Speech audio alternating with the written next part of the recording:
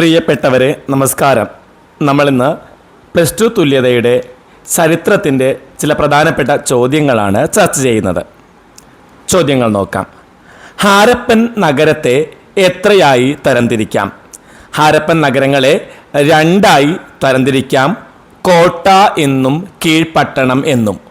കോട്ട എന്നത് ഭരണാധികാര കേന്ദ്രമാണ്. കോട്ട ഭരണാധികാര കേന്ദ്രമായിരുന്നു. കീഴ്പട്ടണം ജനങ്ങളുടെ താമസ സ്ഥലമാണ്. ഹാരപ്പൻ നഗരങ്ങളെ രണ്ടായി തിരിക്കാം. കോട്ട എന്നും കീഴ്പട്ടണം എന്നും. കോട്ട എന്നത് ഭരണാധികാര കേന്ദ്രമാണ്. കീഴ്പട്ടണം എന്നത് ജനങ്ങളുടെ താമസ സ്ഥലമാണ്. ഹാരപ്പൻ നാഗരികതയുടെ സവിശേഷതകൾ എന്തെല്ലാമാണ്? ഹാരപ്പൻ നാഗരികതയിൽ ചുട്ട ഇഷ്ടികകൾ ഉപയോഗിച്ചിരുന്നു. ആസൂത്രിതമായ തെരുവുകൾ നിലനിന്നിരുന്നു. വ്യത്യസ്ത ഘടനയിലുള്ള വീടുകൾ നിർമ്മിച്ചിരുന്നു. അഴുക്ക് ചാലുകൾ നിർമ്മിച്ചിരുന്നു.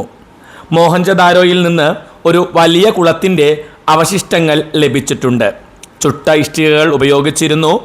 ആസൂത്രിതമായ തെരുവുകൾ നിലനിന്നിരുന്നു. വ്യത്യസ്ത ഘടനയിലുള്ള വീടുകൾ നിർമ്മിച്ചിരുന്നു. അഴുക്ക് ചാലുകൾ നിർമ്മിച്ചിരുന്നു. മോഹൻജദാരോയിൽ നിന്ന് ഒരു വലിയ കുളത്തിൻ്റെ അവശിഷ്ടം ലഭിച്ചിട്ടുണ്ട്. വിവിധതരം ഉൽപ്പന്നങ്ങൾ ഇവർ കൃഷി ചെയ്തിരുന്നു. ധാന്യപ്പുരകൾ ഹാരപ്പയിൽ നിന്ന് ലഭിച്ചിട്ടുണ്ട്. ജലസേചനത്തിനു വേണ്ടി കനാലുകൾ നിർമ്മിച്ചിരുന്നു. മൃഗപരിപാലനം നിലനിന്നിരുന്നു. ഉൽപ്പന്നങ്ങളുടെ കൈമാറ്റത്തിനായി അളവുകളും തൂക്കങ്ങളും ഉപയോഗിച്ചിരുന്നു. ഉൽപ്പന്നങ്ങളുടെ കൈമാറ്റത്തിന് വേണ്ടി അളവുകളും തൂക്കങ്ങളും ഉപയോഗിച്ചിരുന്നു. വിദൂര ദേശങ്ങളുമായി കച്ചവട ബന്ധം നിലനിർത്തിയിരുന്നു. ഒമാനും മെസപ്പൊട്ടേമിയയുമായിട്ടാണ് വ്യാപാര ബന്ധം ഉണ്ടായിരുന്നത്. ഹാരപ്പയിൽ നിന്ന് ലഭ്യമായ പുരാവസ്തുക്കളിൽ ഏറ്റവും പ്രധാനപ്പെട്ടത് അവരുടെ മുദ്രകളാണ്. അവരുടെ ഏറ്റവും പ്രധാനപ്പെട്ടതാണ് മുദ്രകൾ. ഒരിടത്തു നിന്ന് മറ്റൊരിടത്തേക്ക് അയക്കുന്ന വസ്തുക്കളെ തിരിച്ചറിയാനാണ് ഈ മുദ്രകൾ ഉപയോഗിച്ചിരുന്നത്. ചരക്കുകൾ അയക്കുന്ന ആളെ തിരിച്ചറിയാനും മുദ്രകൾ ഉപയോഗിച്ചിരുന്നു. അപ്പോൾ വാണിജ്യത്തിന് വേണ്ടിയാണ് മുദ്രകൾ ഉപയോഗിച്ചിരുന്നത്. മൺപാത്രങ്ങൾ നിർമ്മിച്ചിരുന്നു.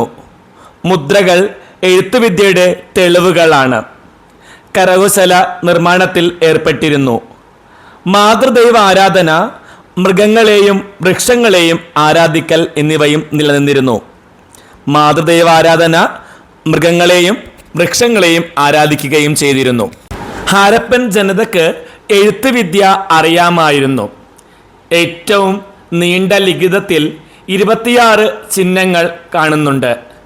ഹാരപ്പൻ ലിപി അക്ഷരമാലാക്രമത്തിൽ ഉള്ളവയല്ല. അതിൽ ധാരാളം ചിഹ്നങ്ങൾ ഉണ്ടായിരുന്നു. ഹാരപ്പൻ ലിപി അക്ഷരമാലാക്രമത്തിൽ ഉള്ളവയല്ല, ധാരാളം ചിഹ്നങ്ങളുള്ളവയാണ്. 375-നും 400-നും ഇടയ്ക്ക് ചിഹ്നങ്ങൾ ഉണ്ടെന്ന് കരുതപ്പെടുന്നു.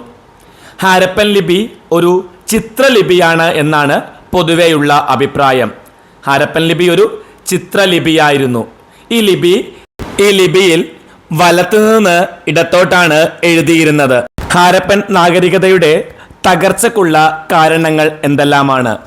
വനനശീകരണം, കാലാവസ്ഥ മാറ്റം, അമിതമായ പ്രളയങ്ങൾ, നദിയുടെ ഗതിയിലുണ്ടായ മാറ്റങ്ങൾ, നദി വറ്റി വരണ്ടത്, പ്രകൃതി വിഭവങ്ങളുടെ അമിതമായ ചൂഷണം, ആര്യൻ ആക്രമണം.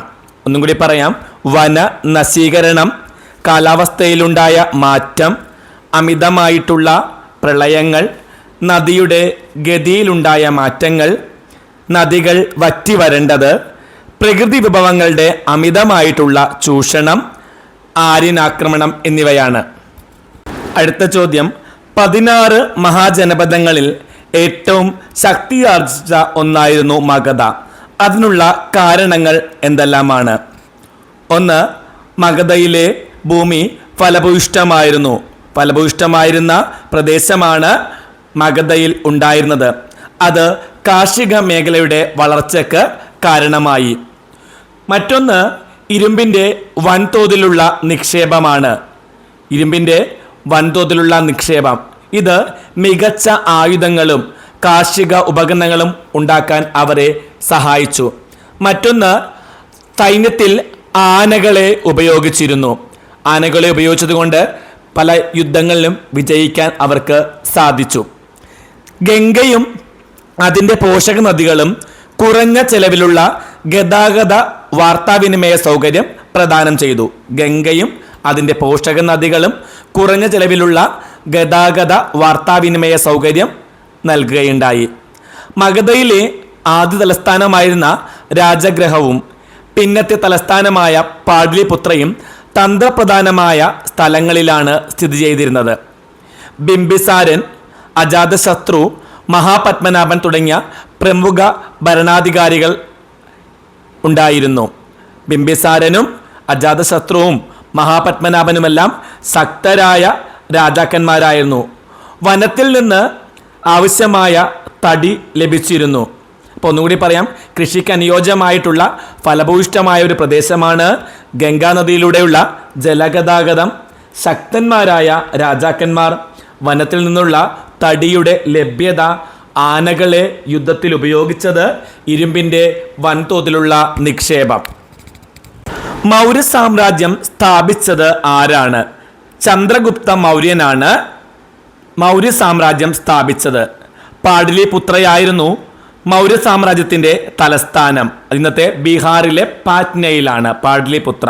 അപ്പം ചന്ദ്രഗുപ്ത മൗര്യനാണ് മൗര്യ സാമ്രാജ്യം സ്ഥാപിച്ചത്. ചന്ദ്രഗുപ്ത മൗര്യന് ശേഷം ബിന്ദുസാരനും പിന്നീട് അശോകനും ഭരണാധികാരികളായി. ഈ രാജവംശത്തിലെ ഏറ്റവും പ്രഗത്ഭനായ ഭരണാധികാരിയായിരുന്നു അശോകൻ. എന്താണ് അശോക ധമ്മ? രാജ്യത്ത് ഐക്യവും സൗഹൃദവും വളർത്തിയെടുക്കുക എന്ന ലക്ഷ്യത്തോടെ അശോകൻ ആവിഷ്കരിച്ച നയമാണ് ധർമ്മ എന്നത്. രാജ്യത്ത് ഐക്യവും സൗഹൃദവും വളർത്തിയെടുക്കുക എന്ന ലക്ഷ്യത്തോടെ അശോകൻ ആവിഷ്കരിച്ച നയമായിരുന്നു ധമ്മ. സംസ്കൃത ഭാഷയിലെ ധർമ്മം എന്ന പദത്തിൻ്റെ പ്രാകൃത രൂപമാണ് ധമ്മ. ധമ്മ സന്ദേശങ്ങൾ പ്രചരിപ്പിക്കുക എന്ന ലക്ഷ്യത്തോടെ അശോകൻ ധർമ്മ മഹാമാത്രന്മാർ എന്ന പ്രത്യേക ഉദ്യോഗസ്ഥന്മാരെ നിയമിച്ചിരുന്നു.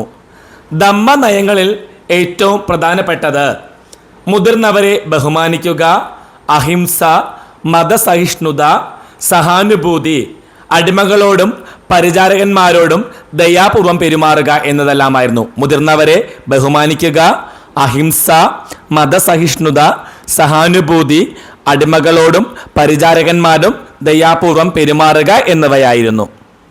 മൗര്യ കാലഘട്ടത്തിലെ ജനജീവിതം എങ്ങനെയായിരുന്നു? കൃഷി വികാസം പ്രാപിച്ചു. കൃഷിയുടെ വികാസം കച്ചവടത്തിൻ്റെ പുരോഗതിക്ക് കാരണമായി. ജലസേചന സൗകര്യങ്ങൾ ഭരണാധികാരികൾ ഒരുക്കി. ചാപ്പ കുത്തിയ നാണയങ്ങൾ നിലവിലിരുന്നു.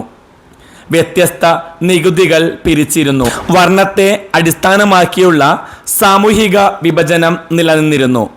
വർണ്ണത്തെ അടിസ്ഥാനമാക്കിയുള്ള അല്ലെങ്കിൽ തൊഴിലിനെ അടിസ്ഥാനമാക്കിയുള്ള സാമൂഹിക വിഭജനമാണ് നിലനിന്നിരുന്നത്. ഇനി നമുക്ക് വളരെ പ്രധാനപ്പെട്ട ഒരു ചോദ്യമായ ജൈനമതം, ബുദ്ധമതം എന്നിവ താരതമ്യപ്പെടുത്താൻ നോക്കാം.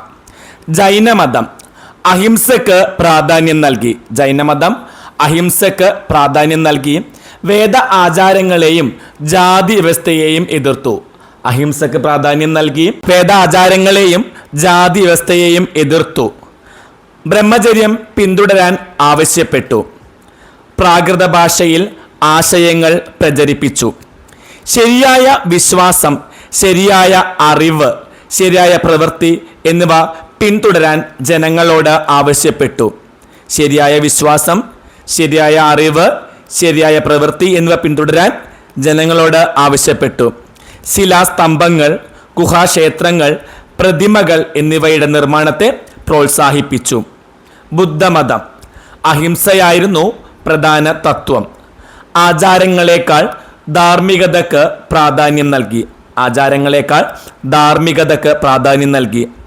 പാലി ഭാഷയിൽ രചിച്ച ത്രിപിടകങ്ങളാണ് ബുദ്ധമതത്വങ്ങൾ ഉൾക്കൊള്ളുന്നത്. പ്രചരണത്തിന് വേണ്ടി സംഘങ്ങൾ രൂപീകരിച്ചു.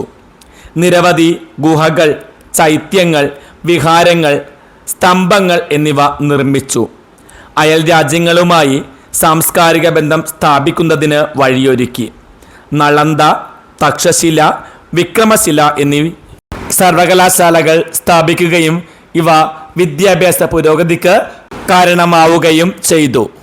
അടുത്ത ഒരു ചോദ്യം, പുരാതന നാണയങ്ങളിലും കൊത്തുലിഖിതങ്ങളിലും ഉപയോഗിച്ചിരുന്ന ബ്രാഹ്മി, ഖരോഷ്ടി എന്നീ ലിപികൾ ആദ്യമായി വായിച്ചെടുത്തത് ജെയിംസ് പ്രിൻസെപ്പ് ആയിരുന്നു.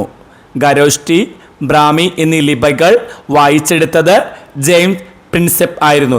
ഇദ്ദേഹം ഒരു ബ്രിട്ടീഷ് ഈസ്റ്റ് ഇന്ത്യ കമ്പനി ഉദ്യോഗസ്ഥനായിരുന്നു. ഈ ലിഖിതങ്ങളിൽ പ്രിയദശി എന്ന ഒരു രാജാവിനെ കുറിച്ചാണ് പരാമർശിക്കുന്നത്. ജാതി വ്യവസ്ഥ മനുഷ്യരെ ശ്രേണീക്രമത്തിൽ വിഭജിക്കുന്ന സാമൂഹ്യ വ്യവസ്ഥയാണ് ജാതി. മനുഷ്യരെ ശ്രേണീക്രമത്തിൽ വിഭജിക്കുന്ന സാമൂഹ്യ വ്യവസ്ഥയാണ് ജാതി. വർണ്ണവ്യവസ്ഥയിൽ 4 വിഭാഗങ്ങൾ ചെയ്യേണ്ട ശരിയായ ജോലികൾ ഏതെല്ലാമാണെന്ന് പറയുന്നുണ്ട്. വേദം പഠിപ്പിക്കുക, പൂജകളും യാഗങ്ങളും ചെയ്യുക, ദാനം കൊടുക്കുകയും സ്വീകരിക്കുകയും ചെയ്യുക എന്നിവയായിരുന്നു ബ്രാഹ്മണരുടെ കർത്തവ്യങ്ങൾ. ഇപ്പം 4 കൂട്ടം ആളുകളാണുള്ളത്. ഏറ്റവും ഉയർന്നവർ ബ്രാഹ്മണരായിരുന്നു. തൊട്ടുകൂടാത്തവർ എന്ന് കണക്കാക്കപ്പെടുന്ന ശൂദ്രരാണ് താഴെത്തട്ടിലുള്ളത്. അപ്പം ആദ്യത്തേത് ബ്രാഹ്മണർ, അവരുടെ താഴെ ശൂദ്രർ. യുദ്ധം ചെയ്യുക, ജനങ്ങളെ സംരക്ഷിക്കുക, നീതി നടപ്പിലാക്കുക എന്നിവയായിരുന്നു ക്ഷത്രിയരുടെ ചുമതല. യുദ്ധം ചെയ്യുക, ജനങ്ങളെ സംരക്ഷിക്കുക, നീതി നടപ്പിലാക്കിയവരുടേത് ക്ഷത്രിയരുടെ ചുമതലയായിരുന്നു. കാർഷിക വൃത്തിയിൽ ഏർപ്പെടുക, കച്ചവടം നടത്തുക, കന്നുകാലികളെ മേയ്ക്കുക എന്നിവ വൈശ്യരുടെ കർത്തവ്യങ്ങളായിരുന്നു. കാർഷിക വൃത്തിയിൽ ഏർപ്പെടുക, കച്ചവടം നടത്തുക, കന്നുകാലികളെ മേയ്ക്കുക. മറ്റ് 3 ഉയർന്ന വർണ്ണങ്ങളെയും യാതൊരു പ്രതിഫലവും ആഗ്രഹിക്കാതെ സേവിക്കുകയായിരുന്നു ശൂദ്രന്മാരുടെ കർത്തവ്യം. അപ്പോൾ വർണ്ണവ്യവസ്ഥ നടപ്പിലാക്കാൻ വേണ്ടി ബ്രാഹ്മണർ ചില തത്വങ്ങളൊക്കെ ആവിഷ്കരിച്ചിരുന്നു. അത് പറഞ്ഞിരുന്നത് വർണ്ണവ്യവസ്ഥ ദൈവ സൃഷ്ടിയാണ് എന്നാണ്. വർണ്ണവ്യവസ്ഥ ദൈവ സൃഷ്ടിയാണ്. ഈ നിയമങ്ങൾ തങ്ങളുടെ രാജ്യത്തിനകത്ത് പാലിക്കപ്പെടുന്നുണ്ടോ എന്ന് ഉറപ്പുവരുത്താൻ അവർ രാജാക്കന്മാരോട് ആവശ്യപ്പെട്ടു. വ്യക്തികളുടെ ജാതിയും പദവിയും നിർണയിക്കുന്നത് ജന്മം കൊണ്ടാണെന്ന് ജനങ്ങളെ ബോധ്യപ്പെടുത്താൻ ശ്രമിച്ചു. വ്യക്തികളുടെ ജാതിയും പദവിയും നിർണയിക്കപ്പെടുന്നത് ജന്മം കൊണ്ടാണെന്ന് ജനങ്ങളെ ബോധ്യപ്പെടുത്താൻ ശ്രമിച്ചു.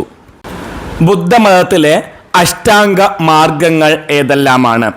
ശരിയായ വാക്ക്, ശരിയായ പ്രവൃത്തി, ശരിയായ ജീവിതം, ശരിയായ പരിശ്രമം, ശരിയായ ഓർമ്മ, ശരിയായ വീക്ഷണം, ശരിയായ തീരുമാനം, ശരിയായ ധ്യാനം എന്നിവയാണ് അഷ്ടാംഗ മാർഗങ്ങൾ.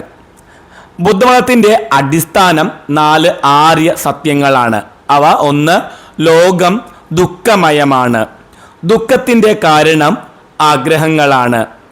ആഗ്രഹങ്ങൾ ഇല്ലാതെയാക്കിയാൽ ദുഃഖത്തെ മറികടക്കാം. അഷ്ടാംഗ മാർഗം അനുഷ്ഠിച്ചുകൊണ്ട് ദുഃഖത്തെ ഇല്ലാതെയാക്കാം. ഇതാണ് 4 ആര്യ സത്യങ്ങൾ. നമുക്ക് ഇന്നത്തെ ക്ലാസ് അവസാനിപ്പിക്കാം. മറ്റൊരു ക്ലാസ്സുമായി കാണും വരെ എല്ലാവർക്കും നന്ദി, നമസ്കാരം. ക്ലാസ് ഇഷ്ടമായിട്ടുണ്ടെങ്കിൽ ലൈക്കും ഷെയറും കമൻറ്റും ഒക്കെ പ്രതീക്ഷിക്കുന്നുണ്ട് കേട്ടോ.